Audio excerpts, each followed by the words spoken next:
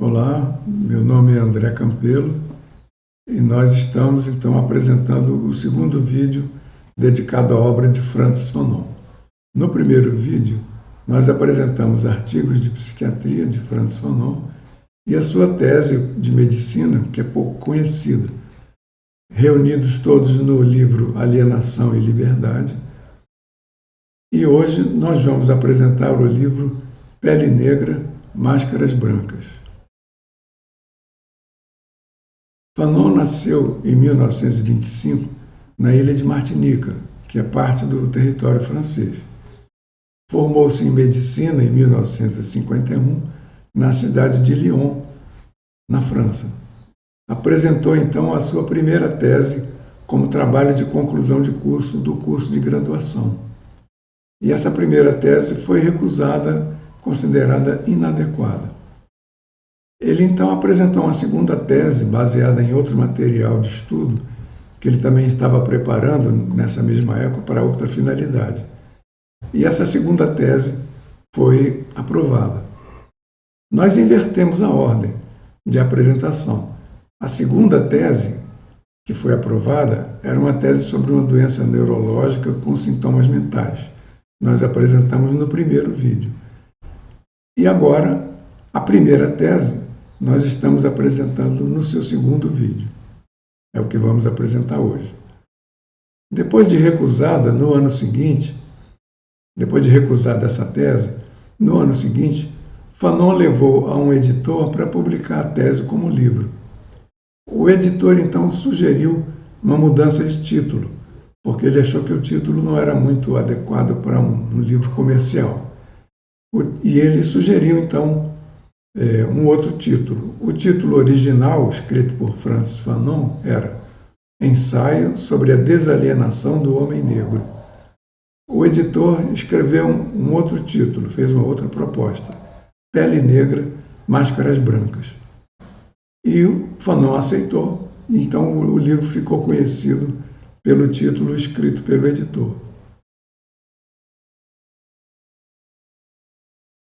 No nosso primeiro vídeo, nós mostramos como a segunda tese, a que foi aprovada, também contém as ideias e os autores de referência de Fanon.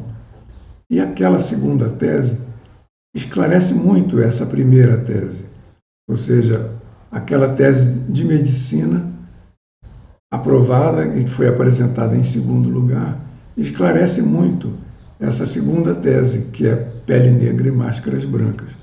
Por isso, então, nós invertemos. E agora nós vamos apresentar a primeira tese já com conhecimento das suas ideias teóricas em psicopatologia e em psiquiatria.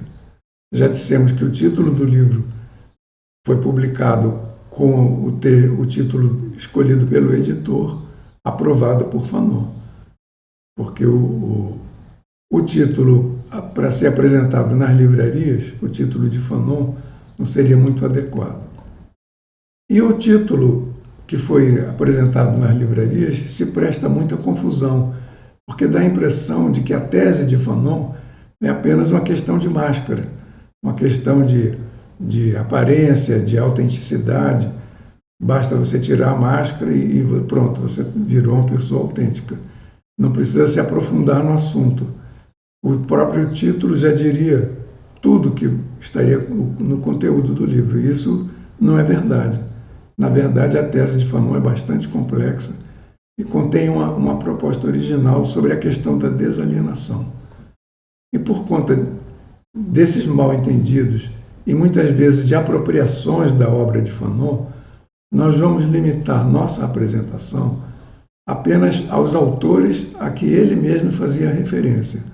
Autores, ideias e correntes de pensamento a que o próprio Fanon fazia referência e que foram fundamentais para ele, esclarecendo a tese de cada um desses autores e nos baseando nas citações feitas pelo próprio Fanon, para evitar os mal-entendidos e apropriações que não são adequadas. Vamos apresentar também as teorias que ele apresenta, aquelas que ele critica, aquelas que ele aprova, para fundamentar a leitura do livro dele. Porque o nosso objetivo não é substituir a leitura. Nosso objetivo é facilitar a leitura, apresentar coisas especializadas que não estão contidas no livro, para facilitar quem não é especializado poder ler o livro e entender todo o alcance das ideias de Fanon. Nós vamos inserir vários trechos de autoria do próprio Fanon, que fazem parte do livro e que servem para mostrar qual eram realmente as suas ideias, qual era o estilo dele de escrita. Isso também é importante. Nosso objetivo não é substituir a leitura do livro, é apenas fornecer elementos que facilitem a leitura daqueles trechos em que ele utiliza palavras e ideias especializadas dentro da psicopatologia, dentro da filosofia. E o objetivo, então, é dar subsídios para a leitura e não substituir a leitura. O estilo de Fanon era um estilo cheio de idas e vindas. Era um estilo dialético, a gente pode chamar. Ele jogava com contradições intencionalmente. Ele apresentava uma frase e daí algumas linhas ele apresentava a frase seguinte, contrária, causando um certo impacto no leitor. Por exemplo, uma frase que ele apresenta, eu sou negro. Pouco depois ele apresenta uma outra frase, eu não sou um negro. Um outro exemplo, o negro não é um homem. E depois de algumas linhas ele diz, o negro é um homem negro. Então são frases que têm uma contradição, mas isso faz parte do estilo dele. Ele faz isso intencionalmente para colocar contradições na linguagem usual e obrigar o leitor a pensar, raciocinar e a procurar o que há por trás dessas contradições aparentes. Não é apenas um jogo de palavras. O estilo dele também inclui citações bem longas de outros autores. E, com isso, o leitor tem a impressão de que ele está concordando com aquele autor citado. Se ele dedica, por exemplo, uma página inteira para citar um determinado autor, o leitor vai ficar com a impressão de que ele está concordando com aquilo, que ele está apresentando uma ideia que corresponde à ideia dele. Mas não é exatamente isso. É esse o estilo dele, de idas e vindas, de forçar contradições. Ele apresenta um trecho de um outro autor e depois ele desconstrói e vai contestar. Nós vamos mostrar essas citações, algumas, né, claro. O livro é um livro grande. Vamos mostrar esses trechos de outros autores e logo em seguida os trechos de autoria do próprio Fanon comentando esses autores, para mostrar o seu modo de escrever, mostrar os conceitos de teoria aos quais ele recorreu para fundamentar a sua tese e também para contrariar as teses, né? Em consequência disso, eu vou ter que me limitar apenas aos autores citados por ele. No máximo, eu posso fazer referência a um outro autor que não tenha sido citado diretamente por Fanon, mas que tenha sido citado por um outro autor do Fanon, como, por exemplo, Merleau-Ponty cita alguns autores, e eu vou, como Fanon utiliza muito Merleau-Ponty, eu vou então citar indiretamente autores citados por Merleau-Ponty. Então vamos, em primeiro lugar, apresentar alguns trechos na página 31.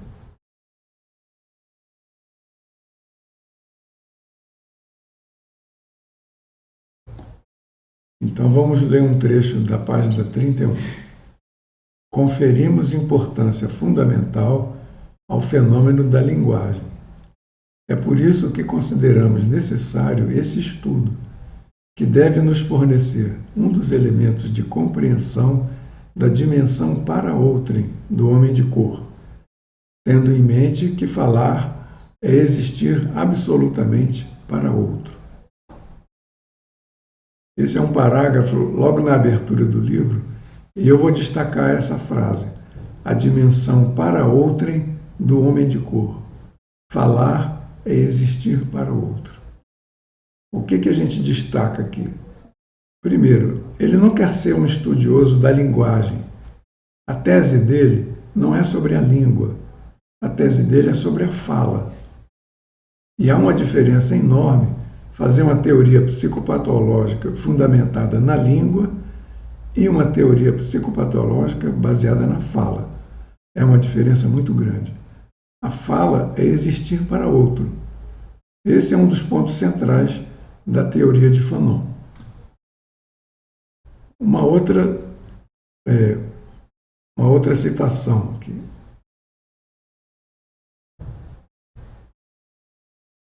Uma citação bem grande.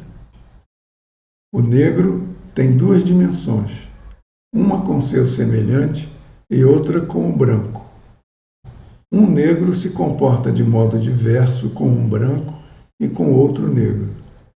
Que essa cisparidade seja consequência direta da aventura colonialista, não resta nenhuma dúvida. Que ela alimente sua veia principal no coração das diversas teorias que pretenderam fazer do negro o lento encaminhamento do macaco ao homem, ninguém ousa contestar. São evidências objetivas que expressam a realidade. O que esse trecho está nos dizendo? Ele disse acima, a dimensão do homem é existir para outrem. Essa é a dimensão. Só que esse outrem, quando é branco, é uma coisa. Quando é negro, é outra. Aqui ele vai centrar a crítica da alienação e da desalienação.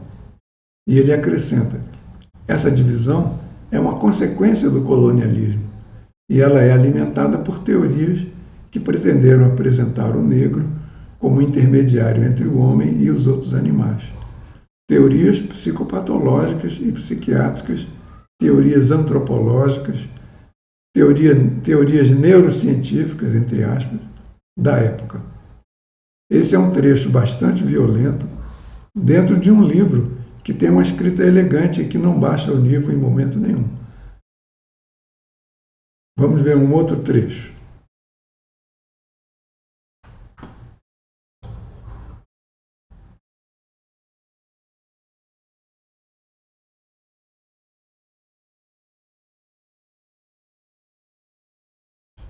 Mas, uma vez percebida essa situação, uma vez compreendida, supõe-se que a tarefa esteja cumprida.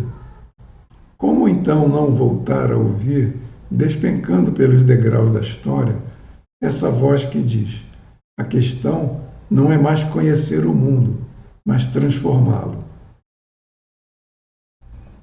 Então aqui ele está dizendo que o que falta não é apenas conhecer, é transformar. Então toda essa obra de Fanon, que ele vai chamar de existencial, não está limitada a alcançar a compreensão existencial. Vai no sentido da transformação existencial. A compreensão é essencial, mas não é a meta. A meta é a transformação existencial. A teoria na prática é bastante diferente. E essa é a diferença da obra de Fanon e que não está contida no título, Pele Negra, Máscaras Brancas. O título se presta a uma ilusão de que é apenas uma questão de autenticidade, apenas tirar a máscara e pronto, você não usa mais máscara, o problema acabou. Mas essa ideia de autenticidade ou de imagem, máscara, reforça um conceito, o conceito do indivíduo voltado para dentro de si mesmo, como se o indivíduo fosse algo fechado em si mesmo, voltado para si mesmo. O que ele diz na primeira citação é que a dimensão essencial do ser humano é ser para outrem. A questão essencial da desalienação está aqui nessa questão, para outrem. Então não é uma simples questão de máscara, é uma questão de reconhecimento. O reconhecimento de si para outrem e de outrem para si. Essas primeiras citações visam desfazer os equívocos e mal-entendidos. Alguns desses mal-entendidos foram gerados pelo próprio título do livro. Então essa é a primeira observação que eu devo fazer e que serve para mostrar não apenas as ideias de Fanon, mas também o estilo de Fanon. Então vamos passar agora a um outro aspecto do livro. Essa obra de Fanon é a confluência de uma crítica. mas de uma crítica, ao mesmo tempo, do colonialismo e uma crítica do racismo. Mas não é uma crítica em geral, ela é uma crítica que mostra como essas duas coisas, colonialismo e racismo, se entrecruzam e são intimamente ligadas dentro da existência de uma pessoa, dentro da experiência vivida por uma pessoa singular, real, concreta, determinada, e a patologia dessas pessoas reais. Esse é o tema do livro. Fanon evita as generalidades. Ele busca, ao contrário, a singularidade concreta, situada, determinada. Ele chama isso de experiência vivida na primeira pessoa.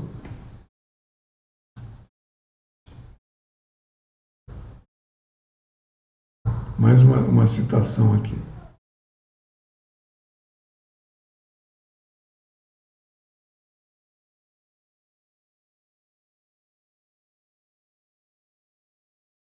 O negro é um homem negro, isto é, em decorrência de aberrações afetivas, ele se instalou no seio de um universo do qual será preciso removê-lo. O problema tem sua importância. Não almejamos nada menos do que libertar o homem de cor de si mesmo. Seguiremos bem lentamente, pois existem dois campos, o branco e o negro. Isso mostra que ele está falando de pessoas concretas, individuais, e que é preciso libertar a pessoa de si mesmo, o que é uma afirmação paradoxal, libertar a pessoa de si mesmo. É um tipo de análise bastante fora do habitual. Ele não está simplesmente denunciando o racismo, denunciando o colonialismo ou fazendo diagnósticos de patologia. Não, o que ele quer ver é como isso acontece numa pessoa real. Quais são as consequências disso para uma pessoa real? E como superar essas consequências para uma pessoa real, não numa generalidade. A essa observação vai se seguir uma outra, que é sobre as duas dimensões do homem de cor. Já citamos esse trecho, mas nós vamos voltar e citar novamente. Então vamos ler novamente. O negro tem duas dimensões, uma com seu semelhante e outra com o branco. Um negro se comporta de modo diverso com um branco e com outro negro.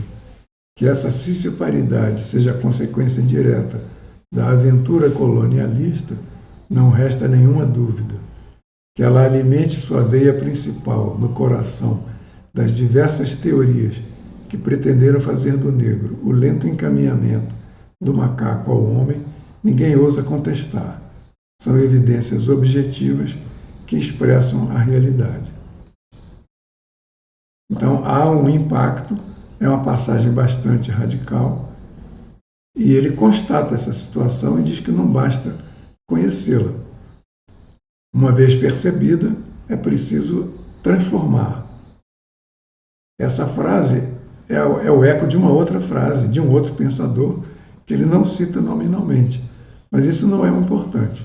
O importante é mostrar que ele não está interessado no simples saber, no simples conhecimento. Fanon não está buscando conhecimento pelo conhecimento. E ele também não quer uma teoria que esteja a serviço da contemplação da realidade. Ele não quer uma teoria que tenha como meta a posse de um conjunto de verdades. Ele não quer a posse da verdade, ou um conjunto de afirmações adequadas a uma realidade, adequadas a uma generalidade. Ele não quer a posse da verdade, ele não quer a posse da teoria mais adequada ou mais verdadeira. Não é esse o objetivo dele. O objetivo é aquela formulação que nos leva ao caminho da transformação. E por isso ele denominou o livro Ensaio para a Desalienação do Homem Negro. Esse é o verdadeiro título do livro. Fanon, por todas essas razões, evita as teorias feitas na terceira pessoa. O que quer dizer isso? Uma teoria na terceira pessoa é que trata a pessoa como um objeto, como uma coisa, que tratam a vida e a história da pessoa como se a história fosse determinada por processos impessoais, ou por mecanismos, ou forças mecânicas, ou forças mentais que agem como funções mecânicas ou estruturais. Essas teorias têm um tipo de formato que fala da mente na terceira pessoa, ou seja, é como uma coisa, um objeto. Essas teorias são formadas na teoria na perspectiva da terceira pessoa, mas o que ele procura é ao contrário, uma teoria formada na perspectiva da primeira pessoa, que possa ser vivida por um eu, que a pessoa possa contar a sua história, ou que o outro possa contar a história do ponto de vista de alguém que viveu essa experiência. Vamos ver na página 26 o que ele diz.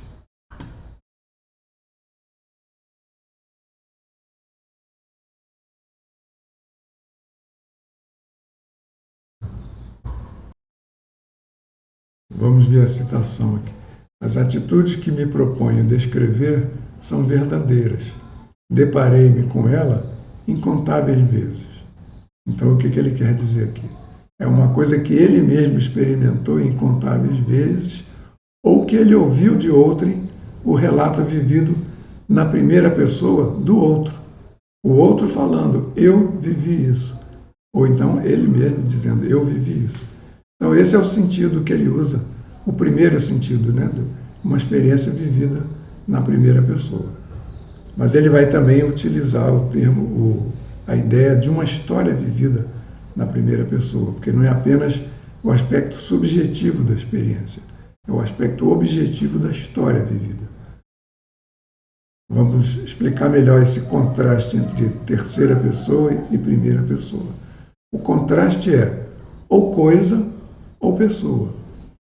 Ou o fato psicológico é uma coisa, um objeto dentro da mente, e a mente é também um objeto, ou então o fato psicológico é um fato pessoal.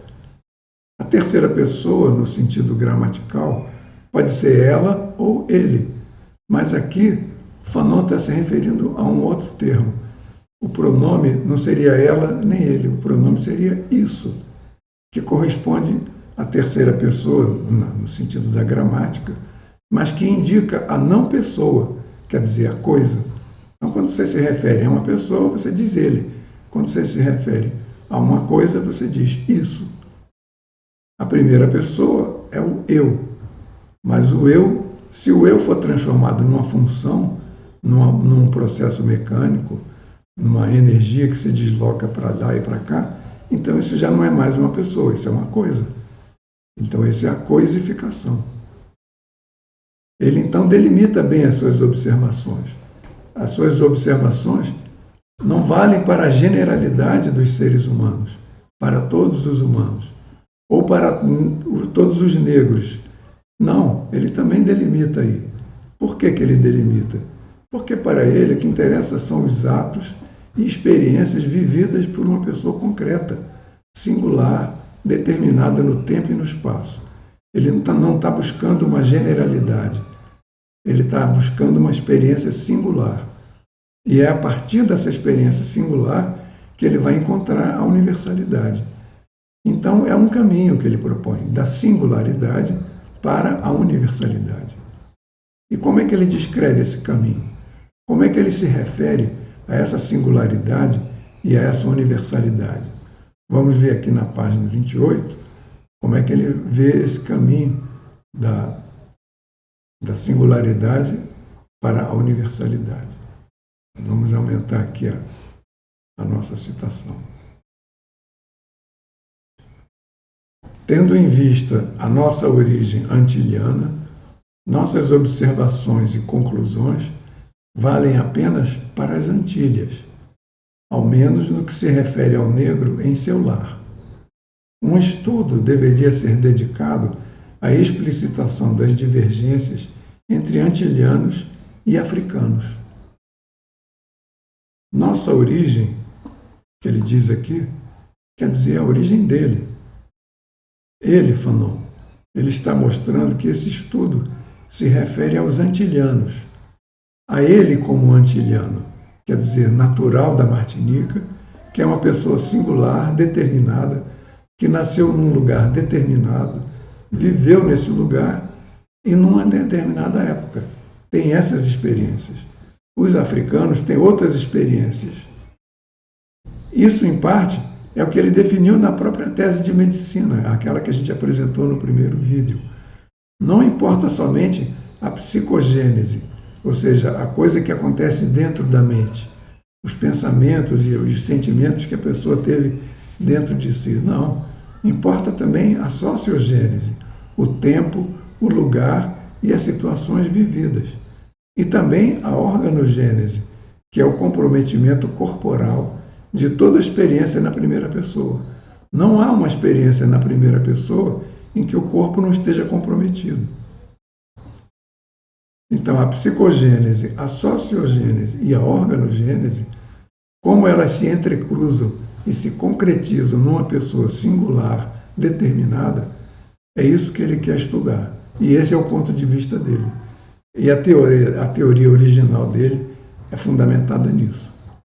E como é que ele prova que esse caminho é viável, esse caminho para uma teoria é viável? Como é que ele reage para as tentativas de levar a teoria dele para uma generalidade? Porque, de alguma maneira, ele poderia ter desviado. Ele tinha lá o orientador de tese, ele tinha as pessoas com quem ele trocava ideias e palavras, ele polemizava com os professores. E é claro que a tendência é de que ele apresentasse a questão da desalienação de um modo genérico. E ele então responde: não, eu não quero de um modo genérico. Vamos ver a resposta que ele deu a um filósofo que que propôs a ele começar pela universalidade. A resposta que ele deu está na página 198. Como? Mal abri os olhos que me haviam vendado e já querem me afogar no universal? E os outros? Aqueles que não têm boca, aqueles que não têm voz. Deu para entender a citação? Ele acabou de tomar consciência de uma coisa específica, original, que é a experiência vivida na primeira pessoa. A experiência do negro antilhano, a experiência dele, ele na primeira pessoa. E já querem afogar ele no universal, quer dizer, ele está atacando aqui o universal como alguma coisa que vai fazer desaparecer essa experiência singular. O universal, apresentado assim logo no começo, é como um líquido, entre aspas, que vai afogar a pessoa. É um oceano imenso e a singularidade, a experiência vivida por uma única pessoa, ficam diluídas, desaparecem. E ele então recusa. Ele não aceita se deixar afogar no universal. Ele tinha competência, ele tinha mérito, a sua escrita tinha brilho, e apesar de todas as tentações, ele não quis apresentar a questão da desalienação de um modo genérico, dentro da questão da universalidade. Ele deve ter sido convidado, apresente de um modo universal, deixa a questão do homem de cor, vamos falar do homem em geral. Ele respondeu: não, não quero falar do homem em geral, nem do negro em geral. Não quero falar do homem universal, eu quero falar do homem singular. Do singular eu vou chegar ao universal, mas eu não vou começar pelo universal, porque se eu começar pelo universal, eu vou me afogar. Esse trecho é decisivo, porque essa polêmica ele teve com um dos filósofos que mais o influenciaram, que foi Jean-Paul Sartre. Sartre está presente em todo esse livro, e essa é a resposta que ele deu ao filósofo que mais influenciou na obra dele. Mostra que a força dele era muito grande, que ele sabia muito bem o que ele queria dizer. E mostra também por que esse livro é facilmente apropriável por pessoas que não leem o que está escrito, simplesmente veem o título. Pele negra, máscaras brancas. Pronto, já entendi, é só tirar a máscara. Não, não precisa, não é suficiente tirar a máscara, a questão é bem mais complexa. O senso comum, a sabedoria de vida comum nos diz: você só vai entender isso quando viver na sua própria pele. Diante de situações em que uma pessoa conta para outra uma história e o outro minimiza, dizendo assim: "Ah, isso não foi nada, isso é uma bobagem."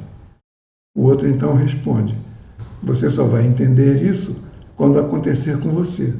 Aí você vai entender o que é isso." Então, vamos tentar entender. Viver na sua própria pele é um exemplo de experiência vivida na própria pessoa. É um exemplo, uma maneira concreta, corporal, de mostrar o que é uma experiência vivida na primeira pessoa. Fanon pega essa ideia da sabedoria comum e leva ela como um conceito filosófico, que é um conceito originado da fenomenologia e da análise existencial. A terceira pessoa, no sentido gramatical, pode ser ela, ou ele, ou isso, que também é a terceira pessoa. O pronome isso indica a não pessoa, quer dizer, a coisa. E quais eram as principais referências teóricas e filosóficas de Fanon? Então, os principais nomes são Jean-Paul Sartre, Merleau-Ponty e Jaspers, Minkowski, Gaston Bachelard. Há outros autores que ele tomou como referência e que ele menciona, às vezes, em grandes citações, em parágrafos enormes desses autores. Mas, na verdade, ele vai citar esses autores para desconstruir e depois contestar um por um. Esses autores são, por exemplo, Freud, Adler e Jung. E é isso que dá a ilusão de que a obra dele, a obra de Fanon, seria uma obra psicanalítica. Isso é um erro. Ele vai citar esses autores, mas para desconstruir e depois contestar. Além do mais, Adler e Jung não fazem parte da psicanálise. Eu vou entrar em detalhes mais adiante, mas já vou adiantando aqui as denominações. A teoria de Adler chama-se psicologia individual comparada. E a teoria de Jung chama-se psicologia complexa. A teoria de Freud é que se chama psicanálise. Foi Freud quem criou o termo psicanálise para designar o seu método e a sua teoria. E há uma confusão muito grande, porque essas três teorias são completamente diferentes, são incompatíveis entre si, e nós vamos entrar em detalhes mais adiante sobre isso tudo. Então, com base nesses autores, Merleau-Ponty e Jaspers, Gaston Bachelard, Fanon dá uma importância muito grande à questão do imaginário. Ele estabelece a relação entre a formação do imaginário, o colonialismo e o racismo. Essa relação entre o imaginário pessoal de cada um, Fanon está sempre falando do indivíduo concreto, singular, determinado. Então, essa relação entre o imaginário pessoal e o racismo-colonialismo é uma das chaves para você entender a teoria original de Fanon, porque ela reúne a sociogênese, a psicogênese e a organogênese. A teoria de Fanon relaciona o imaginário, o racismo e o colonialismo, mediado pelo conceito, também de Fanon, de imposição cultural irrefletida. Esse conceito é bem destacado no texto de Fanon. Imposição cultural irrefletida.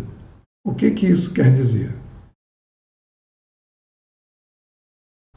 Então, imposição cultural irrefletida. O que isso quer dizer? Quer dizer algo que é imposto na formação da pessoa, considerando que o imaginário é uma parte da pessoa que tem origem na cultura. Ela não tem origem na vida psíquica da própria pessoa, apenas. Ela é também irrefletida. E o que quer dizer irrefletida? Vamos ler aqui o trecho de Fanon. O inconsciente coletivo não é dependente de uma herança cerebral. Ele é a consequência do que chamarei de imposição cultural irrefletida. Nada de espantoso, portanto, que um antilhano submetido ao método do sonho acordado, reviva os mesmos fantasmas que um europeu. É que o antilhano tem o mesmo inconsciente coletivo do europeu. O que significa irrefletido? Tanto para Sartre quanto para Merleau-Ponty, a consciência tem dois modos ou dois momentos diferentes. A consciência reflexiva, que é a consciência que pode voltar-se para si mesma. Eu tenho consciência de ter consciência, eu sei que sei, eu posso refletir sobre mim mesmo e eu posso criticar a minha imaginação, minhas experiências. Essa é a consciência reflexiva, ou refletida, ou reflexionante. Eu tenho consciência de estar tendo consciência. O outro modo é a consciência irreflexiva ou irrefletida, que recebe as coisas sem poder criticar, porque não tem consciência de ser consciência. Aceita sem discriminação, sem saber que está aceitando e que está introjetando ou incorporando, porque não distingue o que é próprio daquilo que é alheio. Não quer dizer que ele recebe sempre de fora, porque essa divisão entre o dentro e o fora, ela é ilusória. A consciência é percepção, tanto do que está dentro quanto do que está fora. Para Merleau-Ponty, e Fanon se baseia em Merleau-Ponty, a gente viu isso na primeira tese, na tese que ele apresentou como tese de conclusão de curso, que a gente apresentou no primeiro vídeo. Para Merleau-Ponty, a consciência é percepção. E o livro de Merleau-Ponty chama-se Fenomenologia da Percepção. Não é possível pensar as percepções ou sensações como algo elementar que depois você reúna em um conjunto para dar origem à consciência, como se a consciência fosse o resultado da reunião de sensações elementares. Isso não corresponde aos fatos. A percepção já é consciência, a sensação já é consciência. E a percepção não é como uma ponte ou uma estrada que leve para dentro aquilo que estava fora. Merleau-Ponty pretende superar tanto a divisão dentro-fora como a divisão mente-corpo, porque ambas levam ao mentalismo e ao dualismo cartesiano. O que ocorre é que a consciência irreflexiva incorpora o conjunto de imagens e frases que conformam o ambiente cultural e que não são imagens isoladas ou frases isoladas, elas formam um conjunto, elas formam uma espécie de tecido, vamos dizer assim, um texto imaginário feito de imagens e frases que que a criança absorve sem crítica pela ausência de uma consciência reflexiva elaborada. O conceito de imaginário está diretamente ligado à consciência irrefletida e à imposição cultural irrefletida. Fanon polemiza com os conceitos universalistas e mentalistas. Depois a gente vai ver em detalhes o que é mentalista. Mentalista é uma crítica feita por Merleau-Ponty aos três autores, Freud, Jung e Adler. Esses três autores, Freud, Adler e Jung.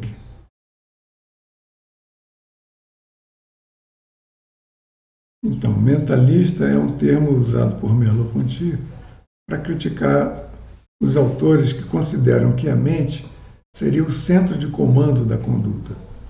Para Merleau-Ponty não há um centro de comando. Para Merleau-Ponty, o centro de comando separado do corpo é a teoria do dualismo cartesiano, quer dizer, a teoria de que a mente seria uma espécie de piloto e o corpo seria o veículo. E o piloto lá dentro, na sua cabine, comandando o comportamento, os movimentos do corpo. Para Merleau-Ponty não há isso. Não há um centro de comando da conduta separado do corpo. Não há um centro porque esse centro então teria que comandar também o cérebro. Não há uma mente separada do corpo. Mente e corpo coordenam a conduta. Se o cérebro coordenasse o corpo, quem ou o que coordenaria o cérebro? Já que o cérebro é uma parte do corpo, é também um corpo. Teria que ter uma terceira coisa comandando o cérebro. E você vai assim, recuando uma coisa para comandar a outra, para comandar a outra, para comandar a outra. Para Merleau-Ponty, a percepção já é corpo, já é consciência. A concepção de Merleau-Ponty é bastante complexa, mas sem essas noções básicas, o Fanon fica incompreensível. Suas críticas e teorias perdem todo o alcance e o livro dele passa a ser um mero texto de denúncia, porque passa a ser interpretado como se o Fanon tivesse feito um texto mentalista, ou seja, basta você mudar as ideias do centro de comando e pronto, está tudo resolvido. Acontece que o problema é muito mais complexo e a concepção de Merleau-Ponty é complexa e Fanon incorpora isso. A percepção já implica consciência, já é consciência. A consciência não se limita à percepção do que se passa fora dos limites do meu corpo, mas ela inclui também a percepção do que se passa dentro do meu corpo, dos meus próprios sonhos, das minhas próprias imagens, que também são consciência. Não existe uma consciência vazia que seria preenchida pelas imagens trazidas pelos canais da percepção. Não. Se não há conteúdo, então não há consciência. A consciência é o conteúdo. Toda consciência é consciência de alguma coisa. É isso que quer dizer. A consciência é o conteúdo. Esses são aspectos da concepção de Merleau-Ponty, também de Sartre, e que Fanon incorpora para construir a sua teoria da imposição cultural irrefletida. E ele exemplifica. As crianças antilhanas recebem aquela imposição cultural na forma do imaginário. E esse imaginário constitui a consciência delas. E mais adiante a gente vai ver as consequências disso.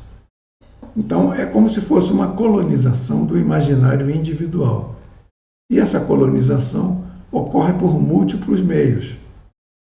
E o Fanon dá destaque aos livros escolares, aos filmes, aos jornais, à televisão, à revista em quadrinhos.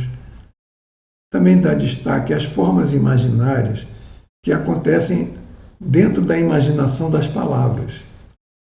Imaginação das palavras são as imagens contidas naquelas frases feitas, nos provérbios, expressões corriqueiras, apelidos, ou então palavras especiais como as palavras de poemas, de canções, que são cheios de imagens e que constituem o imaginário e são parte da imposição cultural. As referências de Fanon quanto ao imaginário são as seguintes. Vamos mostrar aqui mais um trecho em que ele fala da imposição cultural. Aí, agora, no caso, a experiência dele vivida. Hein? Foi aos 14 anos que compreendi o valor do que agora chamo de imposição cultural. Tinha um colega, hoje já falecido, cujo pai italiano, etc, etc. Então ele conta a história desse amigo italiano. E então ele vai dar esse exemplo para explicar de uma outra forma, agora de uma forma concreta, determinada, o que quer dizer imposição cultural. Eu não vou contar toda a história, porque o nosso objetivo não é substituir a leitura. O nosso objetivo é facilitar a leitura. Então, só por isso é que eu estou dando destaque a esse trecho que fala também da imposição cultural. Então, eu vinha falando aqui, os autores em que Fanon se baseia para falar do imaginário. Deixa eu localizar aqui no trecho. Isso. Então, as referências de Fanon quanto ao imaginário são Gaston Bachelard, que está a imagem aparece agora na tela. Esse é Gaston Bachelard. E Robert Desuale, que agora está na tela. Bachelard, vamos voltar para a imagem de Bachelard, é o autor de muitas obras dedicadas ao estudo da imaginação e do imaginário, especialmente a imaginação poética. E vocês vão ver a importância da imaginação poética na formação de Fanon.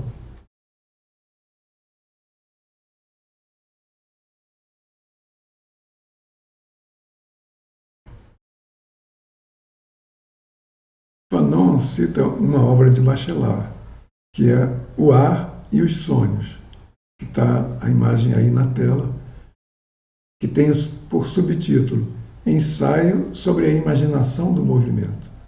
Então, esse subtítulo diz o tema, a imaginação do movimento, e é sobre a imaginação poética. E é uma passagem importante, porque Fanon utiliza Bachelard justamente para estudar a imaginação poética de um poeta antilhano, que foi essencial para a formação de Fanon.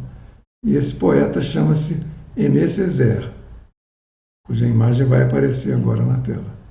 Então, esse é Aimé Césaire. Vamos melhorar aqui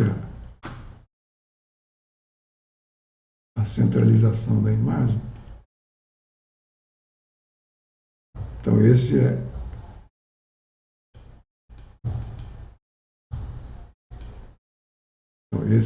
Aimé Césaire, que é um poeta antilhano. Além de poeta, ele foi um líder também político, se tornou deputado pela Martinica. Vocês sabem, a Martinica é parte da França, então tem os deputados da Martinica que se fazem representar na Assembleia Nacional Francesa, lá em Paris. Então o Aimé Césaire era o deputado que vivia entre Paris e Martinica e levava as questões políticas da Martinica para as decisões da República Francesa, que a Martinica é parte da República Francesa.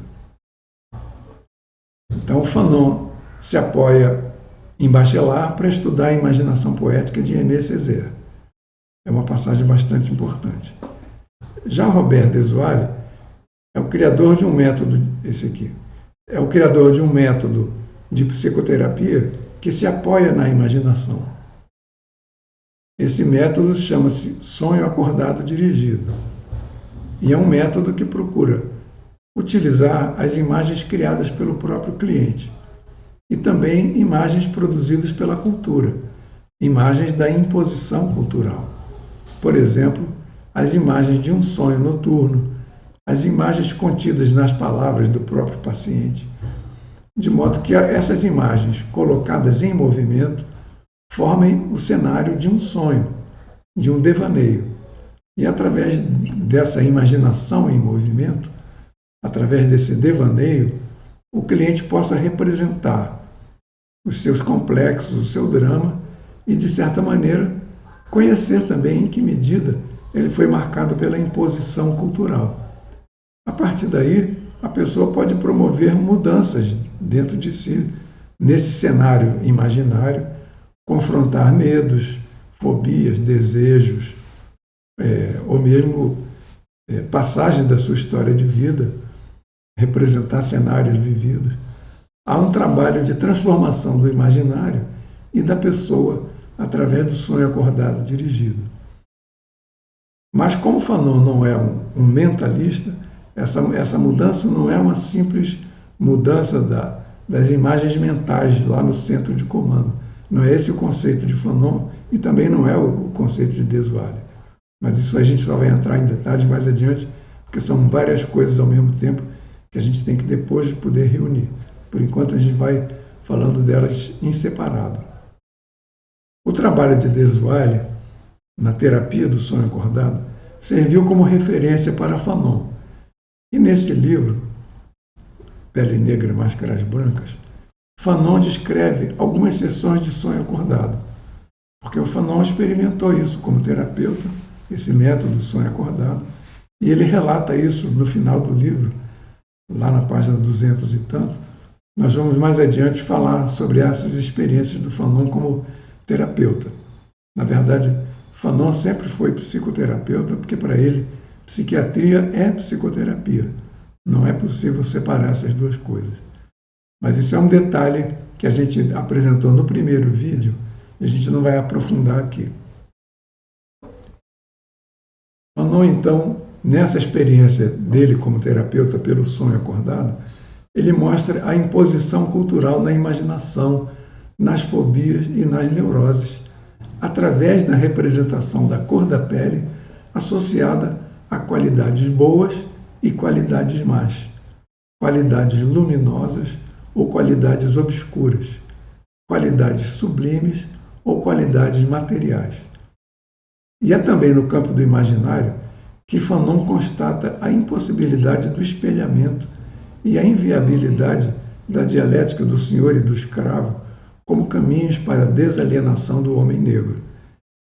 E essa é uma passagem importante, porque Fanon fala bastante sobre o espelhamento. Ele menciona Lacan, ele conhecia o início, né, das teorias de Lacan. Ele fala da teoria do espelhamento em Lacan, ele contesta. Ele fala da dialética do senhor e do escravo em Sartre, também contesta. E ele apresenta a impossibilidade desses caminhos para a desalienação do homem negro. A desalienação, é claro, teria que vir através do reconhecimento. O espelhamento e a dialética do senhor e do escravo também acontecem pelo reconhecimento. Mas só que aqui, o reconhecimento para o homem negro é diretamente impossível. Vai ter que ser um outro caminho. Nós vamos falar sobre isso. A gente agora não vai poder esmiuçar o assunto. Mais adiante a gente vai entrar em detalhes. Vou repetir, o nosso objetivo não é resumir o livro, nem substituir o livro. Nosso objetivo é de que as propostas de Fanon sejam lidas com as palavras do próprio Fanon. Vocês devem ler o livro. Nós vamos apenas apresentar subsídios para a leitura do livro. Esses livros devem ser lidos. Se você quer saber qual o caminho da desalienação proposto por Fanon, deve ler o livro e saber através das palavras de Fanon. Nosso objetivo é fornecer informações sobre assuntos especializados que poderiam deixar lacunas ou mal entendidos. E agora, então, nós vamos passar para apresentar o conjunto do livro, começando pelo índice, né? Então, vamos lá. Essa aqui é a capa do livro de Desuale, falando sobre o método do sonho acordado, está aqui em francês. Entretien sur le rêve éveillé dirigé en psicoterapie. Quer dizer, palestras sobre o sonho acordado dirigido em psicoterapia. Aqui está o índice do livro. Então vamos ler um por um. Introdução. Tudo isso são as partes escritas por Fanon. Esse livro, a edição feita pela Ubu Editora, incluiu outros trechos escritos por outros autores que são bons, mas a gente não está se resumindo aqui a parte de Fanon. Então começa com uma introdução feita pelo Fanon. O primeiro capítulo é O Negro e a Linguagem. Nós já falamos bastante sobre isso. A questão da fala, não é a questão da língua. O segundo capítulo é A Mulher de Cor e o Branco. É importante dizer porque há uma crítica feita a Fanon de que Fanon fala o homem, quando ele deveria dizer o ser humano. Porque quando ele diz o homem, ele estaria dando um privilégio masculino. Quando ele coloca o homem como representando o universal. Então a singularidade feminina ficaria escondida ou silenciada pela expressão o homem. Mas eu acho que é perdoável na época de Fanon. Essa questão ainda era... Fanon conhecia pessoalmente Simone de Beauvoir. É possível que ela tenha falado isso para ele, mas eu acho que é um hábito de linguagem da época, dos anos 50, quando quiser dizer o ser humano, utilizar a palavra o homem. Mas o Fanon, no seu livro, ele também coloca um capítulo dedicado inteiramente à mulher de cor. E aqui ele não diz o homem do sexo feminino ou o ser humano do sexo feminino, ele diz claramente a mulher de cor. O terceiro é o homem de cor e a branca, sobre o suposto complexo de dependência do colonizado. A experiência vivida do negro. O negro e a psicopatologia. O negro e o reconhecimento. E, finalmente, uma conclusão. Vocês podem ver pela extensão dos capítulos, que são capítulos bem grandes, bem compridos, sendo que o capítulo, aqui, o negro e a psicopatologia, olha o tamanho do capítulo. Começa na página 157, termina na página 221. Quer dizer, são 70 páginas, quase 70 páginas. O negro e a psicopatologia. Então, o livro não é um livro genérico, é um livro escrito por um psiquiatra, um excelente psiquiatra, e é um livro de psicopatologia. De modo que o mal entendido em relação a esse livro é muito grande e que leva a que as pessoas não precisem ler, achem que não precisam ler, porque sobre o racismo todo mundo já sabe, sobre o colonialismo todo mundo já sabe, mas o Fanon, a proposta dele é a psicopatologia. Bem, então esse é o índice, e agora nós vamos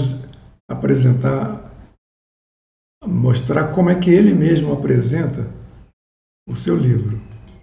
Então nós estamos aqui aumentando a página 26, porque aqui ele apresenta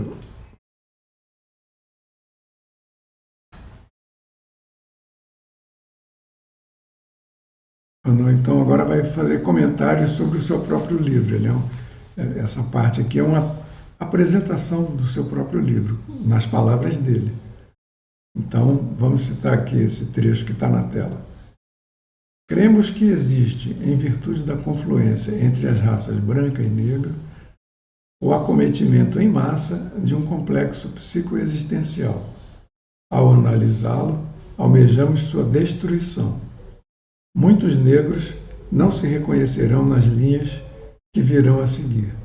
Muitos brancos, tampouco.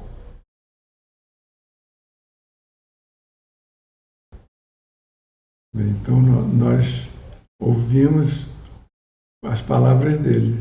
Existe um complexo psicoexistencial.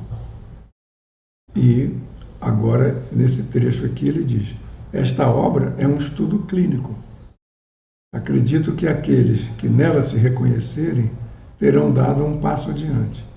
Desejo, sinceramente, levar meu irmão, seja negro, seja branco, a sacudir da maneira mais vigorosa possível a deplorável libré urdida por séculos de incompreensão.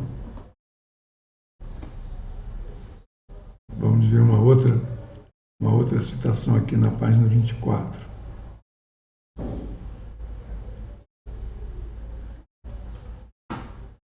Aqui,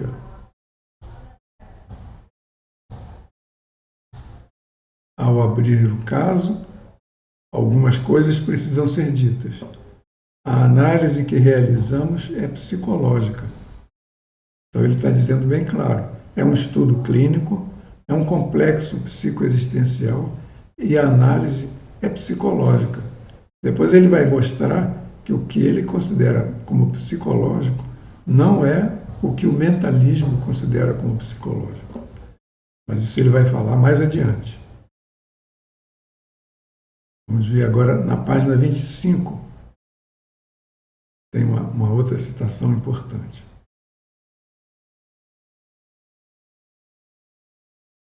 Então, aqui essa outra frase.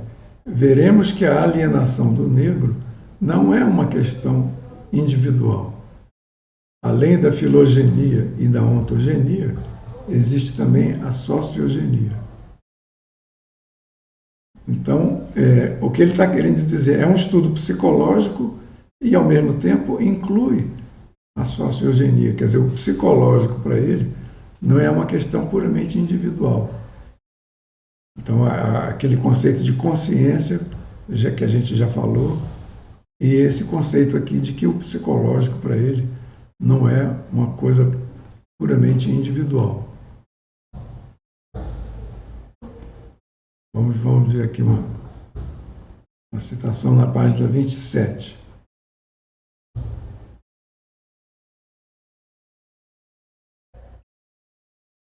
Mais um trechinho aqui dessa página 25. A realidade, ao menos desta vez, exige compreensão total. Uma solução deve ser apresentada tanto no nível objetivo quanto no nível subjetivo. Agora nós vamos apresentar uma frase na página 27. A arquitetura do presente trabalho se situa na temporalidade. Todo problema humano exige ser considerado a partir do tempo. Então, essa é uma tese, uma afirmação direta, sem idas e vindas. O ponto de vista dele é histórico.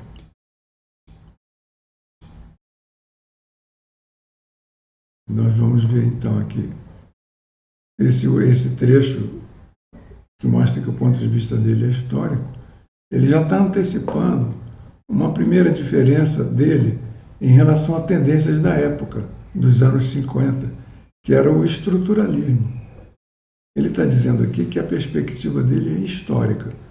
E, com isso, ele demarca um contraste, uma discordância com o estruturalismo, que é exatamente a eliminação da história, a supressão da história.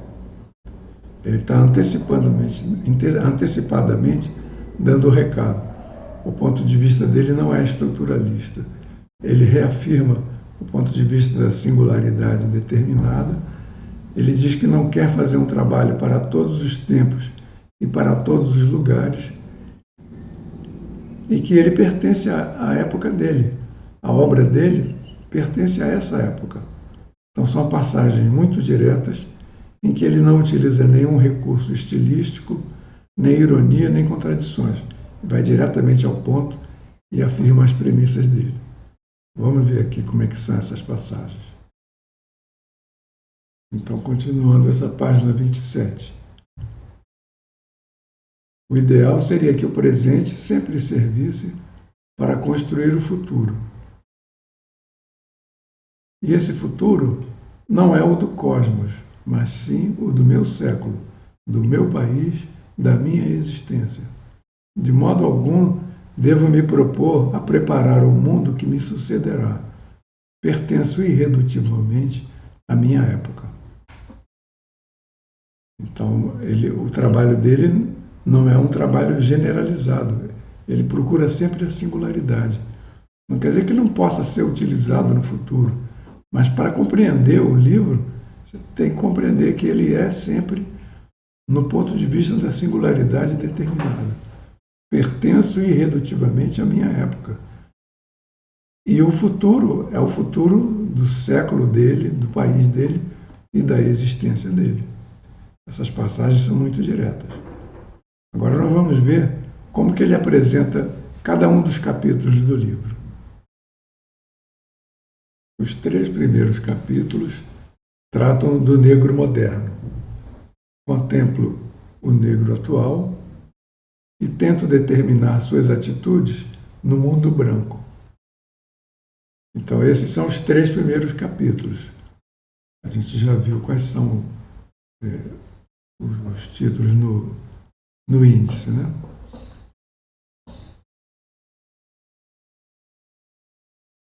No 4º capítulo, critico a ambiguidade.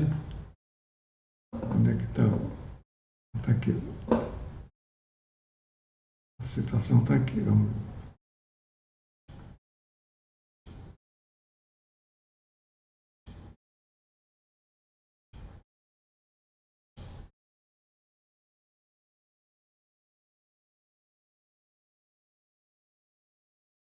No quarto capítulo, critica um trabalho que, a meu ver, é perigoso. O autor, Octavio Manoni, tem de resto consciência da ambiguidade de sua posição. Continua falando sobre esse autor, e o conteúdo do quarto capítulo é a crítica a esse livro de Octavio Manoni. Agora, o quinto capítulo.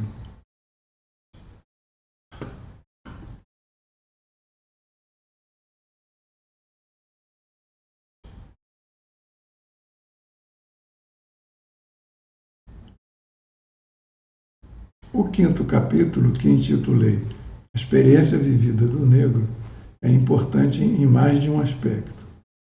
Ele mostra o negro confrontado à sua raça. Ficará evidente que não há nada em comum entre o negro desse capítulo e aquele que busca se deitar com a branca. Nesse último, se percebia o desejo de ser branco. Uma sede de vingança, em todo caso. Ali, pelo contrário, observamos os esforços desesperados de um negro que se empenha em descobrir o sentido da identidade negra. A civilização branca e a cultura europeia impuseram ao negro um desvio existencial. Então, esse quinto capítulo é a experiência vivida do negro e o relato desse desvio existencial e dos esforços para se libertar de um. Agora, na passagem da página 27 para 28, nós temos que tomar um certo cuidado aqui.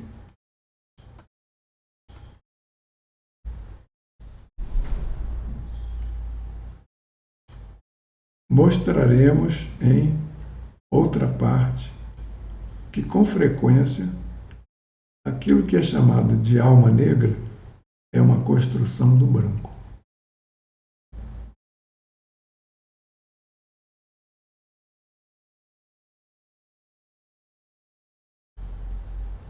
Então, ele está mostrando aqui os mitos, né? Os diferentes mitos, o imaginário também, da questão racial.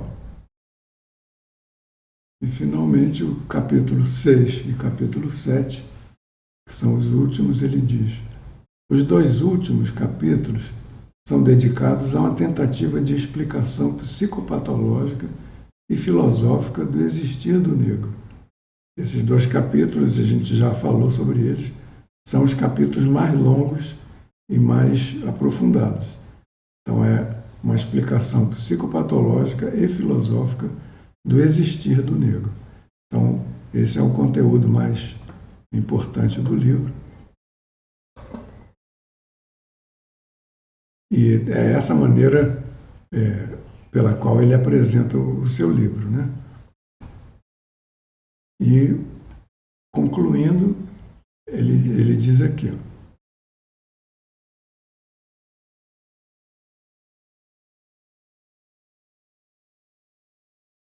tendo em vista nossa origem antiliana,